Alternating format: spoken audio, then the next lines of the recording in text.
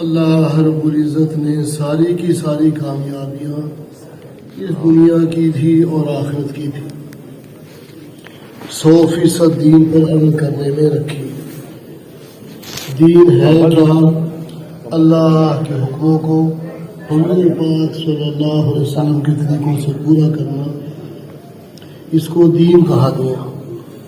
سارے کا سارا دین ساری دنیا میں زندہ ہو جائے اور زندہ دین خسارے میں جانے سے بچ جائے۔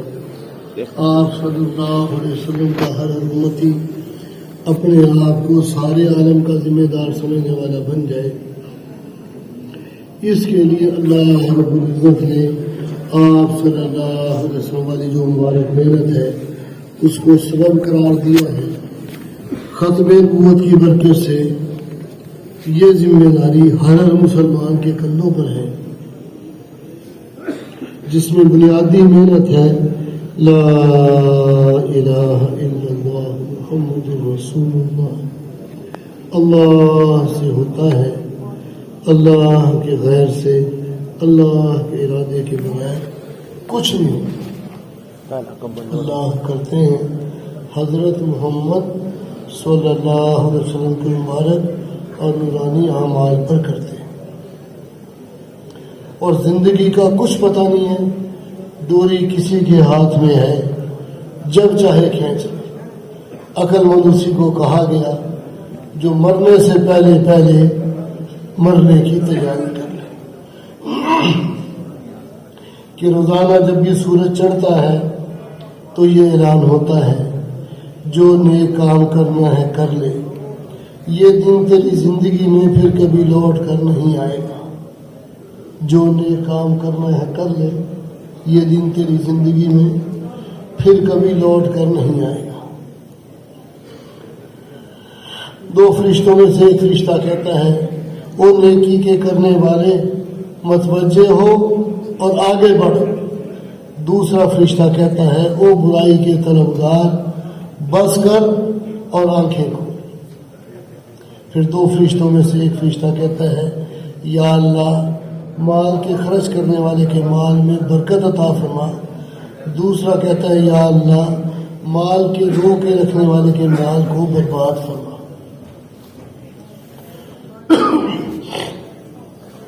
خود آپ صلی اللہ علیہ وسلم نے اپنے بارے میں فرمایا مجھے دنیا سے کیا واسطہ، میری مثال تو اس مسافر کی سی ہے جو سخت گرمی میں سفر کر رہا ہے، سفر کرتے کرتے کوئی سایہ دار درخت نظر آیا، اس درخت کے نیچے تھوڑی دیر سستایا، اس درخت کو چھوڑا اور پھر آگے چل دیا۔ تو علماء اکرام یہ فرماتے ہیں کہ سخت گرمی میں، سخت دھوپ میں درخت کے نیچے یہ جو تھوڑی دیر کا سستانا ہے، بس یہ دنیا کا کیا۔ حضرت جی مولانا انعام الحسن صاحب رحمۃ اللہ علیہ فرمایا کرتے تھے کہ دنیا قطرہ ہے، آخرت سمندر ہے۔ دنیا قطرہ ہے، آخرت سمندر ہے۔ جو دنیا قطرہ ہے اس کے لیے سمندر سے زیادہ تیاری میں لگے ہوئے، اور جو آخرت سمندر ہے اس کے لیے قطرے جتنی بھی تیاری نہیں۔ جس دنیا میں رہنا نہیں ہے دن رات لگے ہوئے، اور جہاں ہمیشہ ہمیشہ کے لیے جانا ہے اس کا کوئی فکر نہیں۔ دنیا دھوکے کا گھر ہے، مچھر کا پر ہے۔ دنیا جو ہے دھوکے کا گھر ہے، مچھر کا پر ہے۔ ساری کی ساری دنیا کی قیمت اللہ رب العزت کے ہاں اگر ایک مچھر کے پر کے برابر ہوتی تو کافر کو ایک گھونٹ پانی کا نہ دیتے، اگر اس میں چین سکون اطمینان ہوتا پھر بھی نہ دیتے۔ جب سے اللہ رب العزت نے اس دنیا کو بنایا ایک دفعہ بھی رحمت کی نگاہ سے نہیں دیکھا۔ ایک شخص کو ساری دنیا مل گئی، ساری دنیا کے خزانے مل گئے، تو اس کو کیا ملا؟ اس کو تو بیچارے کو مچھر کا پر بھی نہیں ملا۔ تو عقل مند اسی کو کہا گیا جو مرنے سے پہلے پہلے مرنے کی تیاری کر لے۔ پوچھا گیا کہ جی عقل مند اور محتاط ترین شخص کون ہے؟ فرمایا جو موت کو کثرت سے یاد رکھتا ہو، ہر وقت اس کی تیاری میں لگا رہتا ہو۔ یہی لوگ ہیں جو دنیا کی عزتیں اور آخرت کی شافت کو حاصل کرنے والے ہیں کہ دنیا کی عزتوں کو حاصل کرنے کا یقینی راستہ بھی آپ صلی اللہ علیہ وسلم نے کیا فرمایا؟ موت کو کثرت سے یاد رکھنا اور ہر وقت اس کی تیاری میں لگے رہنا۔ حاجی صاحب رحمۃ اللہ علیہ نے کتنی دفعہ یہ بات فرمائی، ہمارے گھروں میں آخرت کی فضا نہیں، ہمارے گھروں میں آخرت کی فضا نہیں، کہ وہ صحابی رسول ہے، گھر میں بیٹھے ہوئے رو رہے، بیوی بھی دیکھ کے رونے لگی، تو پوچھا کہ کیوں روتی ہے؟ کہ جس وجہ سے آپ رو رہے ہیں اسی وجہ سے میں رو رہی ہوں۔ فرمایا میں تو اس لیے رو رہا ہوں کہ پل سے آپ پر سے تو گزرنا ہی ہے، پتہ نہیں پار ہو سکوں گا یا کٹ کے وہیں رہ جاؤں گا، کہ گھر میں بیٹھے ہوئے ہیں اور آخرت جو ہے وہ آخرت سامنے۔ تو ہمارے گھروں میں بھی کچھ زیادہ ہم دنیا کے تذکرے نہ کریں، فنا ہو جائے گا دنیا، گھر میں آخرت کے تذکرے، اعمال کے تذکرے۔ کیا یہ تو دنیا بھری پڑی ایسے لوگوں سے جو گھر میں داخل ہوتے دنیا کے تذکرے کرتے۔ بھائی ہم تو کوئی بات ہو تو ہم ان کا رخ آخرت کی طرف پھیریں۔ کس کی طرف پھیریں؟ کہ بھائی دیکھو مرنا ہے، قبر میں جانا ہے، اللہ کو منہ دکھلانا ہے، بھائی زندگی کا کچھ پتہ نہیں ہے، ڈوری کسی کے ہاتھ میں ہے، جب چاہے کھینچے، ڈوری کسی کے ہاتھ میں ہے، جب چاہے کھینچے۔ ابن عمر رضی اللہ تعالیٰ کا مونڈا پکڑ کر فرمایا، اے ابن عمر، دنیا میں ایسے زندگی گزار جیسے اجنبی بلکہ راہ چلتا مسافر، اور اپنے آپ کو قبرستان والوں نے سمجھا کر کہ پھر نہ کسی بات سے خوشی نہ کسی بات سے رنج، جب صبح ہو جائے تو شام کی زندگی کی امید نہ باندھ، اور جب شام ہو جائے تو صبح کی زندگی کا یقین نہ کر، اور صحت کے زمانے میں اپنی بیماری کے لیے اعمال کر لے، اور زندگی میں اپنی موت کے لیے اعمال کر لے۔ کچھ پتہ نہیں کل کو کن میں نام ہو جاتا ہے، خوش بختوں میں نام ہوتا ہے یا بدبختوں میں نام ہوتا ہے، کہ ایک نہ ایک دن ہماری زندگی میں ایسا ضرور آ کر رہے گا کہ اس دن کی صبح تو نصیب ہوگی، اس دن کی شام ہماری کہیں اور آئے گی، یا اس دن کی شام تو نصیب ہوگی، اگلے دن کی صبح کہیں اور آئے گی۔ ایسا دن بھی ضرور آ کر رہے گا، ایک نہ ایک دن سورج کی خبریں، ایک نہ ایک دن سورج کی کرنیں ہماری قبر پر پڑیں گی۔ دنیا میں جو کل تھے وہ آج نہیں ہے، اور جو آج ہے وہ کل نہیں۔ تو بھائی گھر میں ہو، دفتر میں ہو، بازار میں ہو، جہاں بھی ہو، تو ہم نے پہلا کام سب سے کیا ہے جی کہ بھائی ہم نے یہ دعوت کے بول بولنے ہیں کہ اللہ سے ہوتا ہے، اللہ کے غیر سے، اللہ کے ارادے کے بغیر کچھ نہیں ہوتا۔ اللہ کرتے ہیں حضرت محمد صلی اللہ علیہ وسلم کے مبارک اور نورانی اعمال پر کرتے ہیں کہ بھی ہمیں جہاں جہاں سے ہوتا ہوا نظر آ رہا ہے وہ ہماری نظر کا دھوکہ ہے۔ کرنے والی ایک ذات اللہ کی، کرنے والی ایک ذات اللہ کی، کہ آدم کا بیٹا مجھے ایذا پہنچاتا ہے زمانے کو برا بھلا کہہ کر، حالانکہ میں خود ہی زمانہ ہوں، دن کو رات سے، رات کو دن سے میں ہی بدلتا ہوں، کہ حالات تو اللہ پاک لے کے آ رہے ہیں، اور ہم کیا کرتے ہیں فلاں نے یوں کر دیا، فلاں نے یوں کر دیا۔ اس نے نہیں کیا، وہ تو اللہ پاک نے کیا۔ جس سے ہمیں ہوتا ہوا نظر آ رہا ہے وہ ہماری نظر کا دھوکہ ہے، کرنے والی ذات اللہ۔ بندہ کہتا ہے اگر میں اس کی بجائے یوں کر لیتا تو ایسا نہ ہوتا۔ فرمایا جو اگر کے الفاظ ہیں یہ شیطان کے ہیں، بس اللہ نے جو چاہا وہ کر دیا،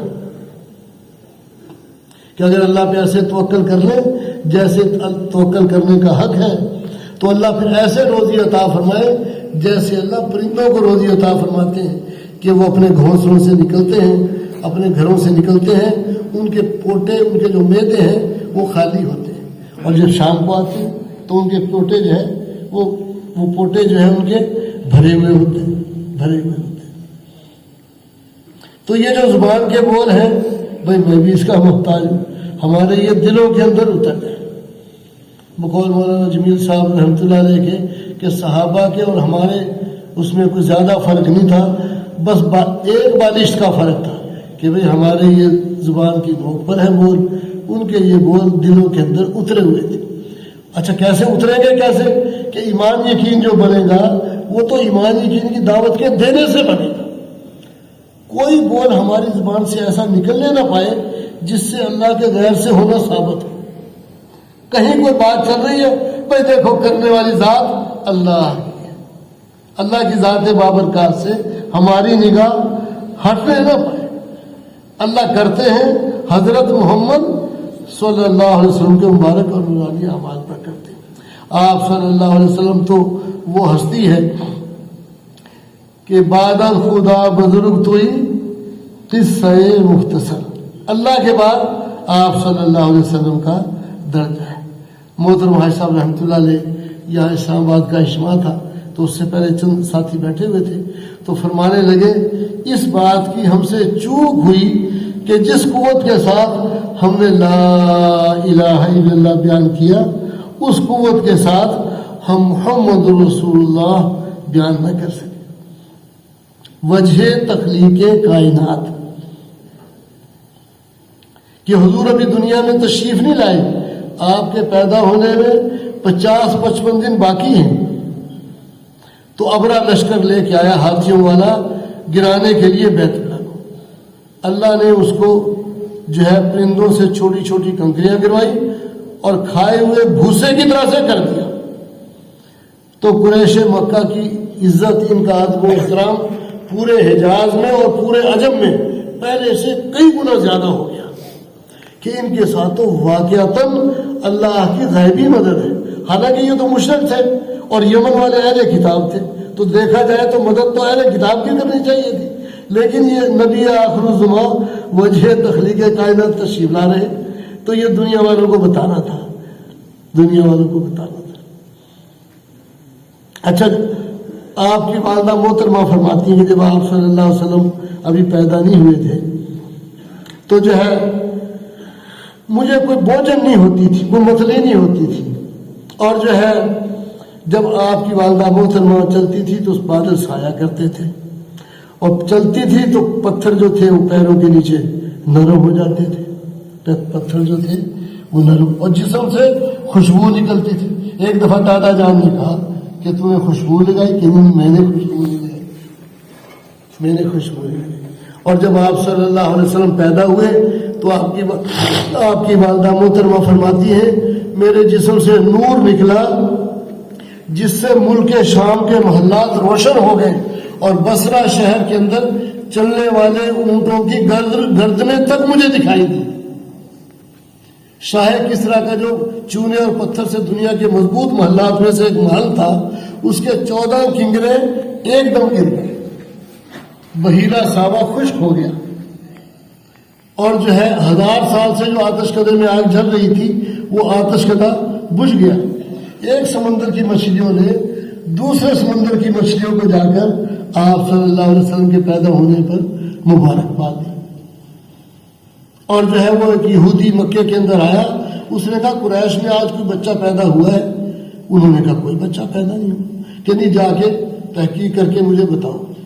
تو گئے اور وہ انہوں نے جا کے پتہ کیا اور آ کے کہا کہ عبد المطلب کے ہاں بیٹا پیدا ہوا ہے، یعنی حضور پاک صلی اللہ علیہ وسلم جو پوتے ہیں۔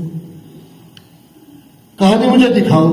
تو جب آپ صلی اللہ علیہ وسلم کو جیسے اس نے دیکھا تو حضور کو دیکھتے ہی بے ہوش ہو کے گر گیا، وہ جو یہودی تھا حضور کو دیکھتے ہی بے ہوش ہو کے گر گیا۔ ہوش آیا تو کیا ہوا؟ اس نے کہا آج نبوت جو ہے بنو اسرائیل سے بنو اسماعیل میں منتقل ہو گئی، یعنی حضور پیدا ہو گئے۔ دنیا میں تبدیلیاں جو ہے انہوں نے یہ حضور کے پیدا ہونے پہ ہوا، یہ حضور کے پیدا ہونے پہ ہوا۔ اور جو ہے قبیلہ بنو سعد کی عورتیں چلی جو ہے مکے کے اندر بچوں کو لینے کے لیے، تو 10 عورتیں تھیں، 9 عورتوں نے 9 بچوں کو لیا، حضور کو نہیں لیا۔ حضرت خدیجہ الکبریٰ حضرت حلیمہ سعدیہ نے جیسی حضور کو چھاتیوں سے لگایا تو سینے میں دودھ بھر آیا، پہلے دودھ کا نام و نشان نہیں تھا۔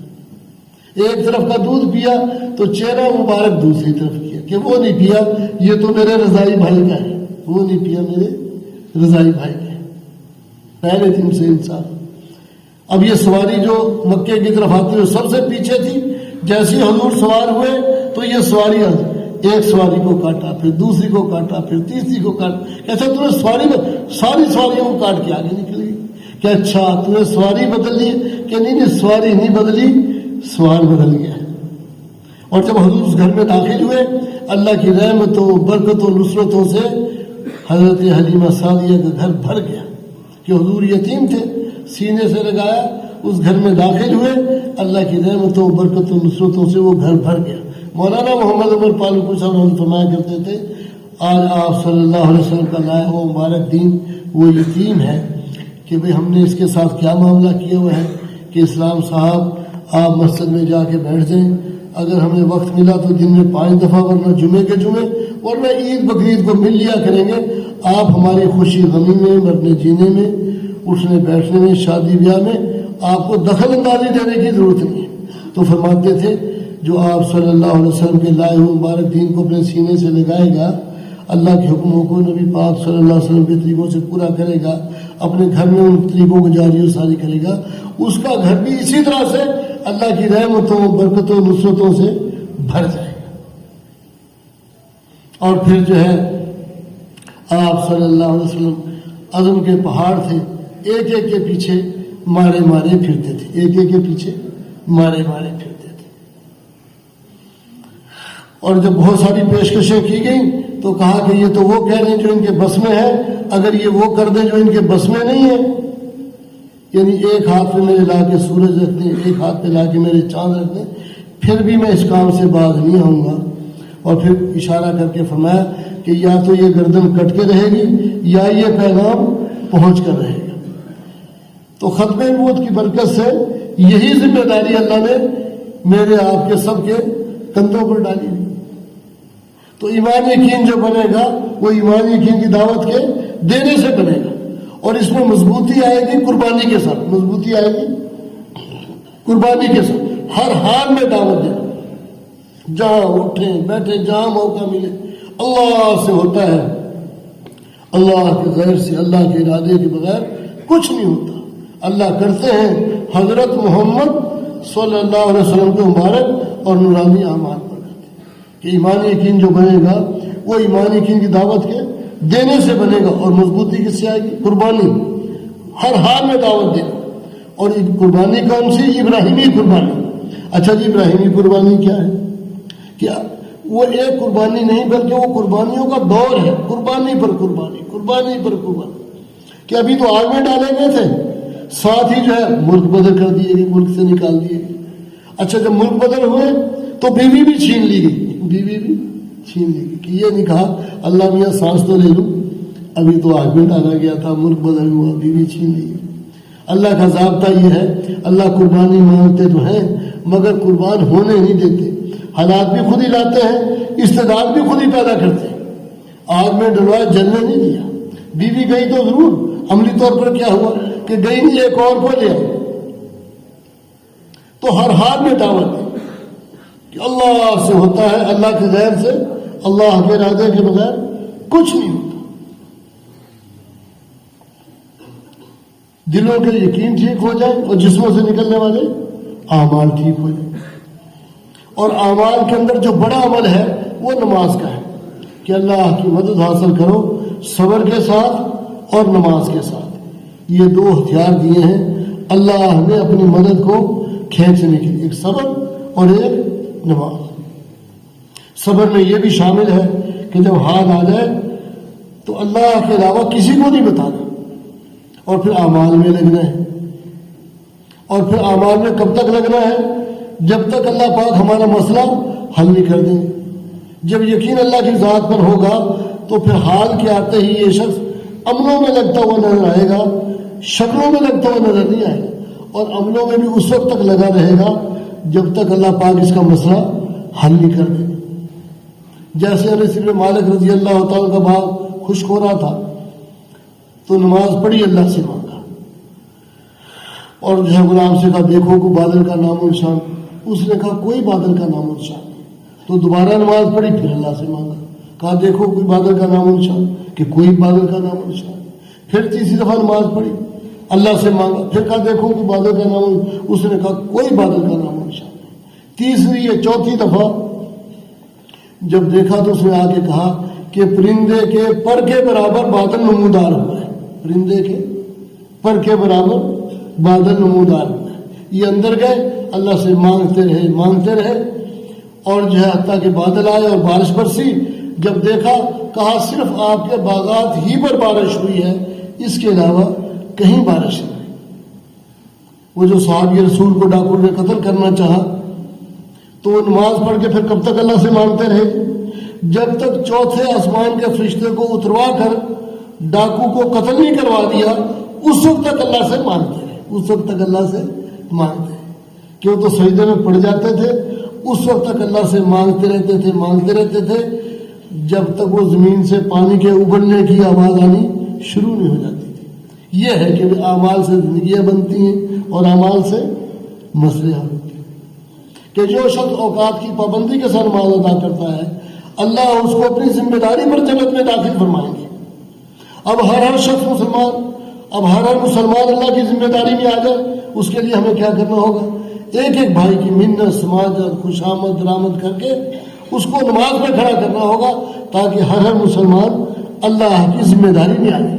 اس لیے ہمارے بڑے فرماتے ہیں کہ بھی ہماری بستی میں، ہمارے محلے میں اگر 500 بالغ مرد رہتے ہیں اور 500 بالغ مرد ہیں اور 500 بالغ عورتیں ہیں، تو یہ جو 1000 ہیں ان میں سے 999 نہیں، 1000 کے 100% نمازی اذان ہوتے ہی مرد تکبیر اللہ سے مسجد میں آ کے نماز پڑھے، عورتیں اذان ہوتے ہی اپنے اپنے کاموں کو چھوڑ کر جو ہے نماز کے لیے بڑا اللہ نے گھر دیا تو ایک کمرہ علیحدہ سے متعین کر لیں اس کے لیے، جہاں تسبیح، ٹوپی، قرآن پاک، فضائل اعمال، فضائل صدقات، یہ چیزیں جو ہے رکھی ہوئی ہیں، اور جو ہے اذان ہوتے ہی چولہا جو ہے جل رہا ہے اس کو بند کر دیں، ہنڈیا پک رہی تو اس کو بعد میں پکا لیں۔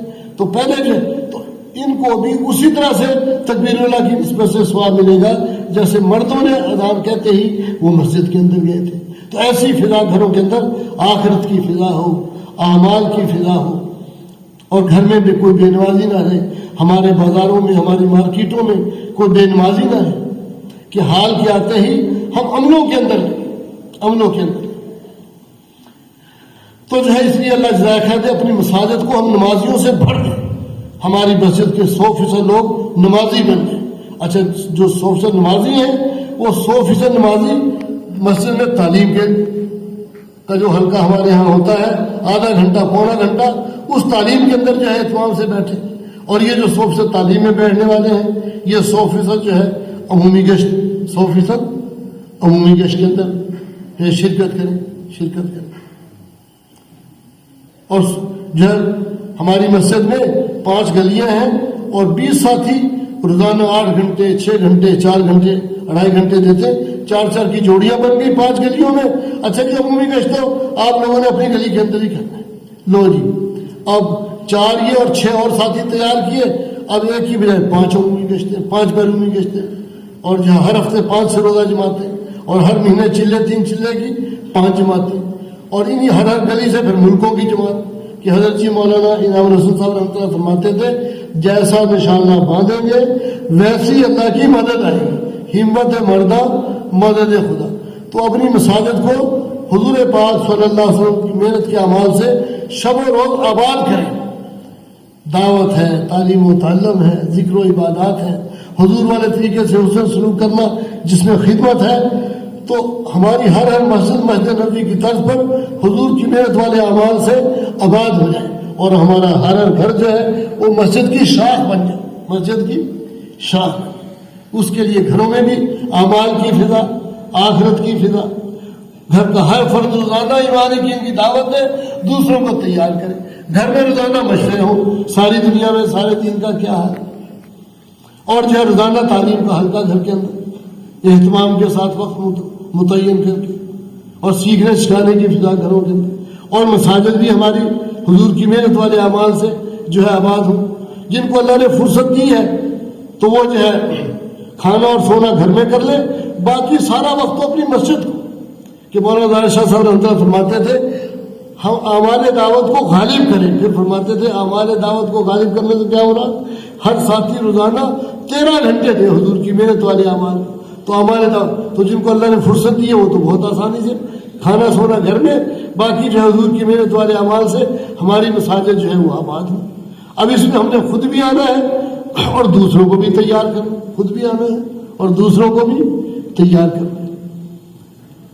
وہ جوڑ تھا، ایک جوڑ کے موقع پر وہ بزرگوں نے کارگزاری سنائی، اس ملک کا نام تو نہیں لیا، انہوں نے کہا جی عصر کے بعد عمومی گشت تھا تو مسجد میں مجمع بیٹھا ہوا تھا، تو آدھا مجمع جو تھا وہ اٹھ کے گھروں کو چلا گیا کہ بھئی یہ کیا کہ جی یہاں کے تو 100% لوگ نمازی ہیں اور 100% نبی والے کام کو کرنے والے، ابھی آدھے اٹھ کے گھروں کو اس لیے چلے گئے کہ اب یہ جو عمومی گشت کی جماعتیں جائیں گی تو انہوں نے کسی کو تو دعوت دینی ہے، تو اس لیے آدھے اٹھ کے گھروں کو چلے گئے۔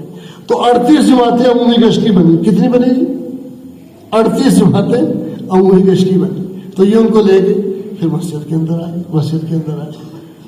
تو اس لیے اللہ جزائے خیر دے، ہماری مساجد اعمال دعوت سے شب و روز آباد ہو جائے، اور جو ہے ہم نے نماز کو بھی سیکھنا ہے، اور جو نماز کے علاوہ کی زندگی ہے اس کو بھی ہم نے سیکھنا ہے۔ اللہ کا ذکر اللہ کے دھیان کے ساتھ کرنا، اللہ کا ذکر اللہ کے دھیان کے ساتھ کرنا، کہ کثرت سے ذکر کرنے والے جنت میں ہنستے ہوئے داخل ہوں گے۔ فرمایا دنیا اور جو کچھ دنیا میں ہے وہ سب کچھ ملعون ہے، اللہ کی رحمت سے دور ہے، ما سوائے اس کے اللہ کا ذکر اور جو اس کے قریب ہے، عالم اور طالب علم۔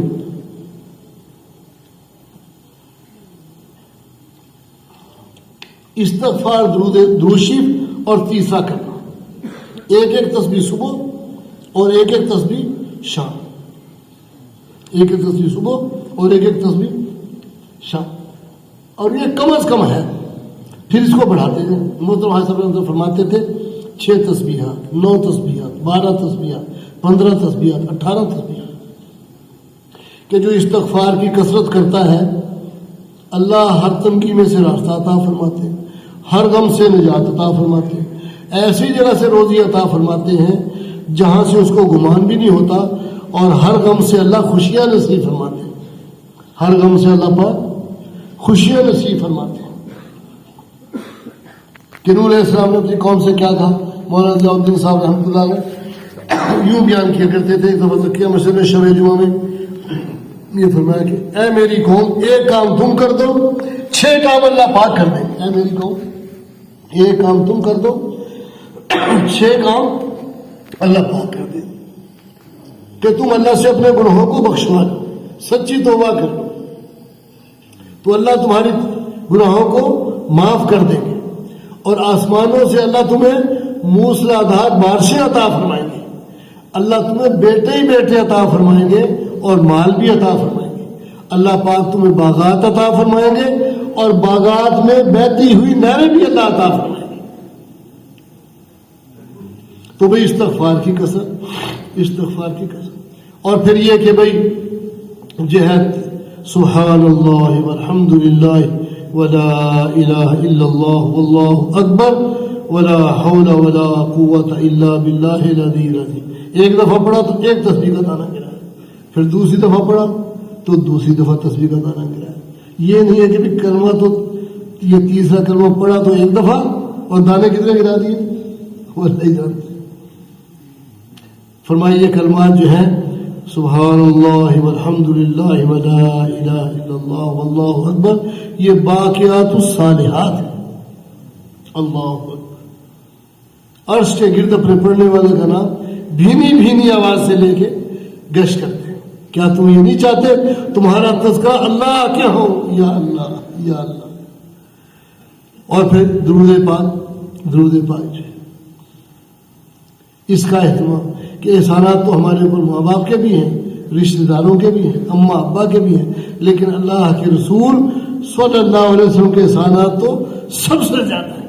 تو آپ صلی اللہ علیہ وسلم کے احسانات تلے دب کر آپ صلی اللہ علیہ وسلم کی محبت میں پھر درود پاک پڑھنا۔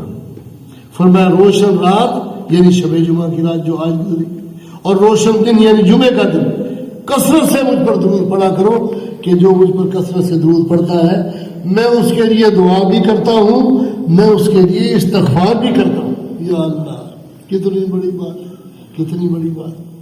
اور قرآن پاک کی تلاوت، حافظ قرآن ہے 3 پارے روزانہ، ناظرہ کا ہے 1 پارہ روزانہ، اور جو قرآن پاک نہیں پڑھے ہوئے وہ پونا گھنٹہ 1 گھنٹہ روزانہ قرآن پاک کو سیکھنا شروع کر دیں. کہ ایک صاحب 4 مہینے میں گئے, انہوں نے قرآن پاک ناظرہ پڑھنا مکمل ناظرہ ختم کر لیا. تو بڑوں میں سے پوچھا کہ اچھا پھر تو آپ اجتماعی عمل میں کبھی شامل ہوتے ہوں گے, کبھی نہیں ہوتے ہوں گے. انہوں نے کہا جی میں نے 4 مہینے میں ایک دفعہ بھی کسی اجتماعی عمل میں ناغہ نہیں کیا. فارغ وقت میں کبھی اس کی محنت کرتا تھا, کبھی اس کی محنت کرتا تھا, کبھی اس کی محنت کرتا تھا. تو قرآن پاک پڑھ لیا, اور اب وہ ہفتے میں قرآن پاک ختم کر لیتے, ایک منظر روزانہ. اور مصنون دعائیں, موقع محل کی دعائیں, انہوں نے قبولیت کے راستے جو ہے وہ دیکھے ہوئے. اس کا اہتمام کرنا, اور یہ کہ بھئی ہم اپنے بڑوں کا ادب, چھوٹوں پر شفقت, علماء کرام کی قدر, کسی کے بارے میں ہمارے دل میں میل نہ ہو. اللہ نے 2 آنکھیں دی ہیں, ایک آنکھ سے دوسروں کی خوبیاں دیکھیں اور دوسری آنکھ سے اپنی کمیاں دیکھیں. کہ جو امت میں خوبیاں دیکھ کے چلتا ہے اللہ اس میں خوبیاں ہی پیدا کرتے رہتے ہیں. جو امت میں کمیاں کوتاہیاں دیکھ کے چلتا ہے اللہ اس میں کمیاں کوتاہیاں پیدا کرتے رہتے ہیں. جو کسی مسلمان کی غیبت کرتا ہے, چغلی کرتا ہے, اللہ اپنے عزت اور جلال کی قسم اٹھا کر کہتے ہیں تم اس غیبت کو کرنے والے, تم اس غیبت کو سننے والے موت سے پہلے مبتلا ہو گئے. کتنی سخت بات ہے. کسی مسلمان کو حقیر جاننے والا خود اللہ کی نظروں میں حقیر ہو جاتا ہے. مفتی صاحب رحمۃ اللہ فرماتے تھے تھپڑ نہیں مارا, گالی نہیں دی, برا بھلا نہیں کہا, زبان سے کچھ نہیں کہا, دل ہی دل میں اس کو ہلکا جانا, یہ اللہ کی نظروں میں حقیر ہو گیا. پھر مفتی صاحب رحمۃ اللہ فرماتے تھے یہ حدیث عام سے عام مسلمان کو ہلکا جاننے کے بارے میں ہے. پھر اس کو ہلکا جاننا فرماتے تھے جو حافظ قرآن ہو, جو عالم دین ہو, جس کے بال سفید ہو گئے ہوں, اللہ کے راستے میں پھرنے والا ہو, کہ ساری کی ساری مخلوق اللہ کا کنبہ ہے. اللہ کو سب سے زیادہ محبوب وہ ہے جو اللہ کی مخلوق کے ساتھ اچھا معاملہ کرے. کہ تم میں سب سے بہتر وہ ہے جو اپنے گھر والوں کے ساتھ بہتر, اور میں تم سب سے بہتر ہوں اس لیے میں اپنے گھر والوں کے ساتھ بھی تم سب سے بہتر ہوں. کہ حضور جب گھر میں داخل ہوتے تھے تو جو گھر والے کام کر رہے ہوتے تھے آپ صلی اللہ علیہ وسلم اس کام میں گھر والوں کی مدد کرنا شروع کر دیتے. اپنا جوتا خود گاڑ لیتے تھے, اپنے کپڑے کو خود ہی سی لیتے تھے. تو ہم بھی اپنے گھروں میں جب داخل ہوں تو وہی کریں جو ہمارے حضور کرتے تھے. اگر ہم چاہیں نا کہ گھر والے کام میں ہمارے معاون بن جائیں, گھر میں اعمال کی فضا ہو, تو گھر میں بھی جیسے باہر ہم نرمی والا معاملہ کرتے ہیں, عمومی گشت میں گئے, کسی نے کڑوی گسالی کہہ دی, کوئی سخت بات کہہ دی, تو کیا کرتے ہیں اس کے ساتھ جھگڑا شروع کر دیتے ہیں جی. کہتے ہیں اچھا میں استغفار کرتے ہوں, اگلے گھر چلتے ہیں, بھائی کسی وقت 2 ساتھی نا پھر آ کے ان سے ملیں گے اہتمام سے. اچھا کو پہلی دفعہ 3 دن کے لیے ہمارے ساتھ چلا جاتا ہے, امیر صاحب 10 سال سے محنت کر رہا ہوں, پہلی دفعہ 3 دن کے لیے نکلا. اب امیر صاحب بھی خیال کر رہے ہیں, سارے ساتھی خیال کرنا بھی چاہیے. کہتے جس نے 3 دن دیے اس کا تو اتنا خیال کرتے ہو, جس بیچاری نے ساری زندگی دی ہے کیا خیال ہے, اس کا بھی کو خیال کرنا چاہیے کہ نہیں کرنا چاہیے. بھائی ہم نے طے کر لیے سالانہ ہم نے 4 مہینے لگانے, ماہانہ 10 دن لگانے, 3 دن میں ہم نے مہینے کی جماعت تیار کر کے محلے کی نقد اس کے ساتھ جانا ہے, جہاں ہماری طے شدہ دیہات مضافات ہے وہاں ہم نے 3 دن کے لیے جانا ہے, اور پھر 7 دن اپنے بزرگوں کے مشورے کے ساتھ جہاں ہماری تشکیل ہو جائے ہر مہینے پھر وہاں ہم نے جانا ہے, اور روزانہ ہم نے 8 گھنٹے جو ہے وہ دینے ہیں. اچھا 8 گھنٹے ویسے ہیں آسان, وہ جو ہے نا جی مولانا حبیب الحق صاحب 3 دفعہ تشریف لائے جوڑوں پر سال جماعتوں کی, تو یہ فرمایا کہ صبح 3 بجے 4 بجے مسجد میں آ جائیں, پھر 9 بجے تک جو ہے تو یہ 5-6 گھنٹے بن جاتے ہیں. اس میں رات کے سارے اعمال آ گئے, فجر کی نماز آ گئی, مشورہ آ گیا, 2 کی جوڑیاں من کے پیشنے ملاقاتیں کر لی, دفتر کا وقت ہے دفتر والا دفتر میں چلا گیا, کاروبار والا کاروبار پہ چلا گیا, کچھ دیر سے دفتروں میں جاتے ہیں, اللہ توفیق دے دے مسجد میں تعلیم کا ہلکا جو ہے وہ لگا لیں, 2.5-3 گھنٹے شام کو دے دیں. لیکن یہ سالانہ ماہانہ روزانہ جو طے کر لیا, جیسے رات بھی ہمارے بزرگ فرماتے تھے اہتمام عمل, اس میں تو کمی نہیں کرنی. بھائی روزانہ کا وقت ہے, گھر سے اطلاع آ گئی کہ جی وہ ماموں کا بیٹا 10 سال کے بعد ہے, کہ جی میں انشاءاللہ عشاء کے بعد آ رہا ہوں, انشاءاللہ عشاء کے بعد آ رہا ہوں, تو گھر والوں کے دل میں بھی عظمت آئے گی, ماموں کے بیٹے کے دل میں بھی عظمت آئے گی کہ نبی والا بھی کوئی کام ہے. لیکن اس سب کے پہ جمنا, اہتمام عمل کرنا, یہ کیسے قابو میں آئے گا؟ تو مولانا جمشید صاحب رحمۃ اللہ فرمایا کرتے تھے کہ بھائی جب گھر میں داخل ہو نا تو گھر میں داخل ہو کے کبھی خاون نہ بن جانا, کانوں میں بالیاں ڈال لینا, بھیگی ہوئی بلی بن جانا، یہ سمجھ لینا مجھے تو کہہ ہی نہیں رہی، کسی اور کو کہہ رہی ہے۔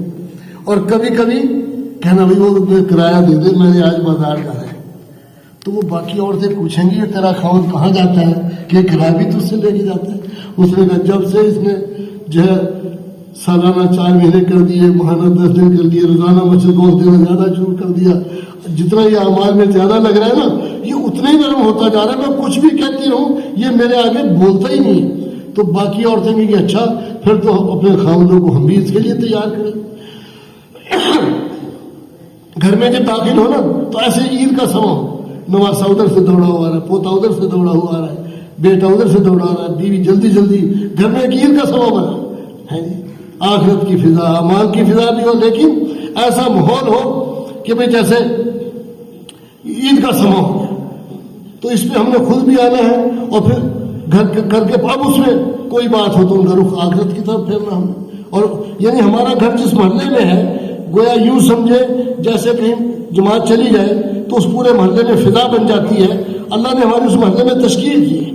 تو بھئی ایسی ہمارا وہاں رہنا ہو کہ پورے محلے میں اعمال کی فضا، آخرت کی فضا، اور جو کرے وجہ عمل اللہ کی رضا ہو، نہ دکھلاوا نہ ریاکاری، وجہ عمل اللہ کی رضا ہو، کہ اللہ مالوں کو شکلوں کو نہیں دیکھتے، اعمال کو دیکھتے ہیں، دلوں کی نیتوں کو دیکھتے ہیں۔ فرمایا جو شخص اللہ کو راضی کرنے کی فکر میں لگ جاتا ہے بندوں کی پرواہ کیے بغیر، اللہ تو راضی ہو ہی جاتے ہیں، پھر اللہ بندوں کو بھی اس سے راضی کر دیتے ہیں۔ اور جو اللہ کو ناراض کر کے بندوں کو راضی کرنے کی فکر میں لگ جاتا ہے، اللہ تو ناراض ہو ہی جاتے ہیں، پھر بندوں کو بھی اللہ سے ناراض کر دیتے ہیں۔ اور جو اللہ کی راضی کرنے کی فکر میں لگ جائے، اللہ اس کے عمل کو اور اس کے قول کو لوگوں کی نظروں میں مزین کر دیتے ہیں۔ اور یہ کہ بھی ہم مسلمان ہیں، آپ صلی اللہ علیہ وسلم کی امتی ہیں، آپ صلی اللہ علیہ وسلم والا کام یہ ہمارا کام ہے۔ اللہ رب العزت نے ہمیں آپ صلی اللہ علیہ وسلم کے اتباع کا حکم دیا ہے۔ آپ صلی اللہ علیہ وسلم کا اتباع مقصد کے اندر بھی ہے اور طریقے کے اندر بھی ہے۔ طریقے کے اندر تو سارے کے سارے اعمال آتے ہیں، اور جو آپ صلی اللہ علیہ وسلم کا مقصد تھا کہ میرا کوئی ایک امتی بھی جہنم میں نہ جانے پائے، اس کے لیے آپ صلی اللہ علیہ وسلم حریص تھے، ایک ایک کے پیچھے مارے مارے پھرتے تھے۔ وہی ذمہ داری ختم نبوت کی برکت سے میرے اور آپ کے کندھوں پر اللہ نے ڈالی۔ یہ کام ہماری ذمہ داری بھی ہے اور یہ کام ہماری ضرورت بھی ہے۔ بقول مولانا محمد اسلم صاحب رحمۃ اللہ علیہ کے کہ آپ صلی اللہ علیہ وسلم نے ساری عمر میں کوئی ایک موقع بھی ہاتھ سے ایسا جانے نہیں دیا کہ جیسے کوئی تیار ہوا ویسے ہی اس کو دعوت دی، جیسے کوئی تیار ہوا ویسے ہی اس کو دعوت۔ اب وہی ذمہ داری میرے اور آپ کے کندھوں پر ہے کہ آپ صلی اللہ علیہ وسلم نے ایک پہلوان کو دعوت دی، اس نے کہا جی میں مسلمان ہونے کے لیے تیار ہوں، بس میری یہ شرط ہے کہ آپ میرے ساتھ کشتی لڑیں اور پھر مجھے گرا دیں، میرے ساتھ کشتی لڑیں اور پھر مجھے گرا دیں۔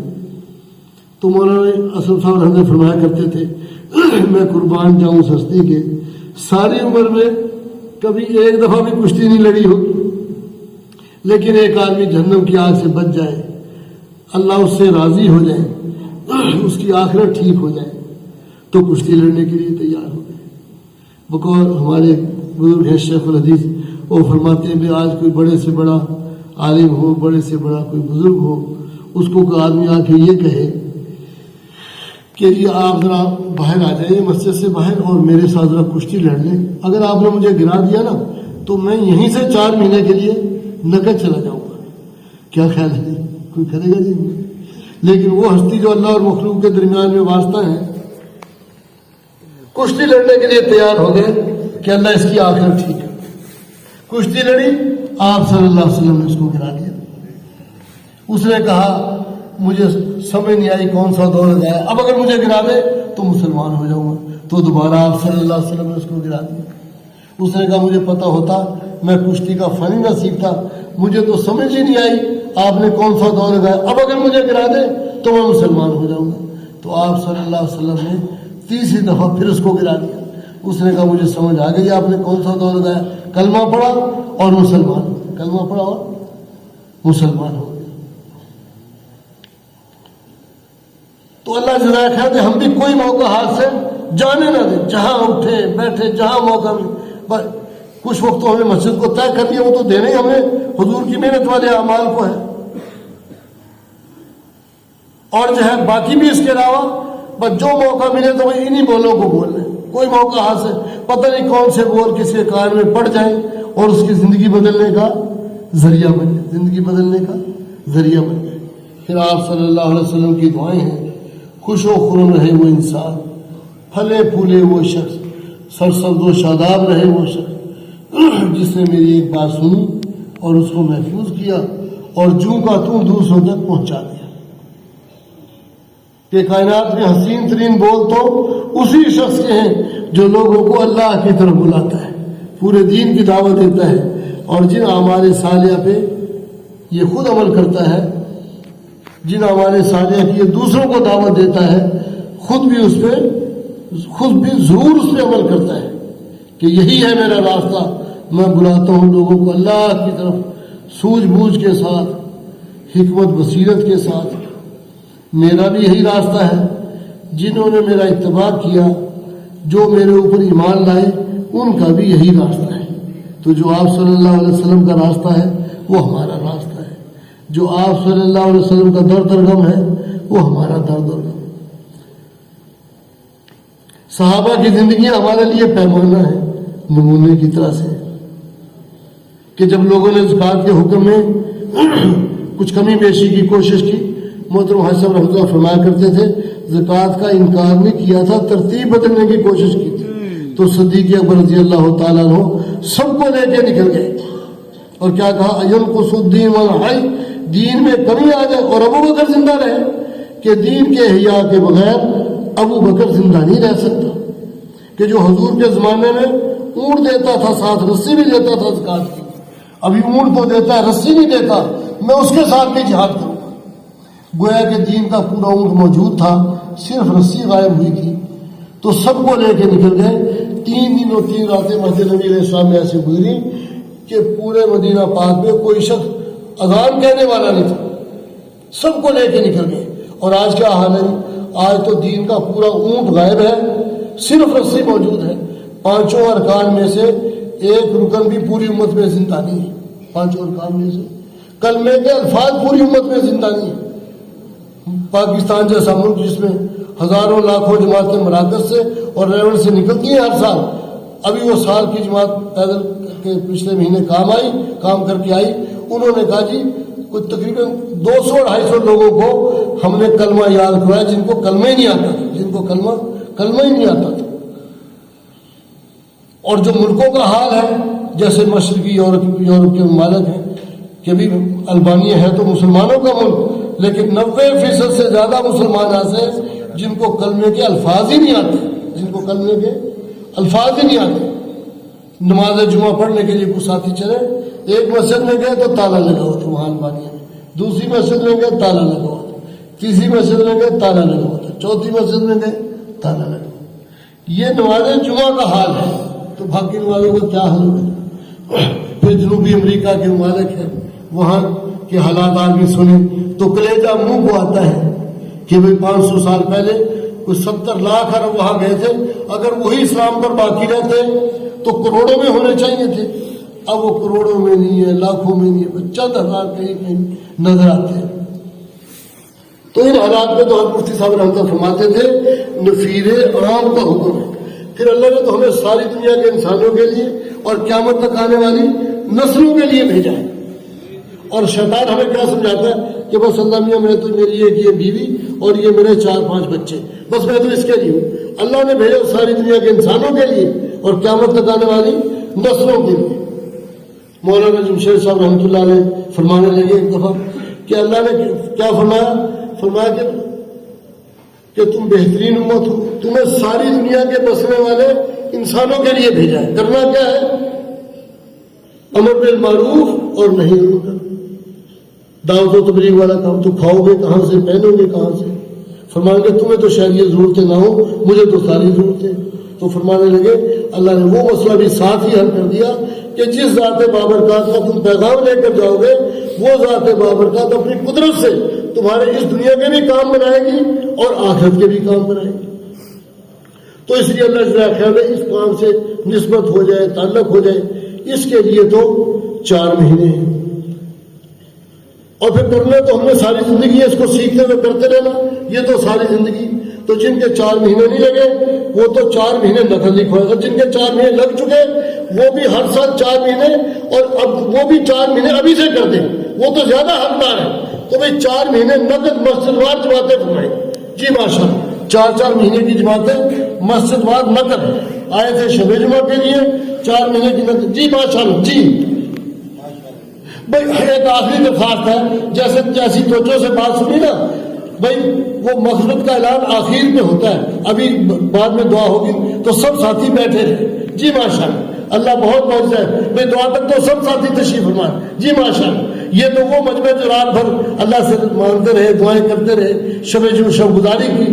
جیسے عائشہ فرماتے تھے اس کام کی پہلی سیڑھی شب جمعہ کا قیام ہے، تو اس شب جمعہ کا قیام کرنے والے. جی ماشاء اللہ.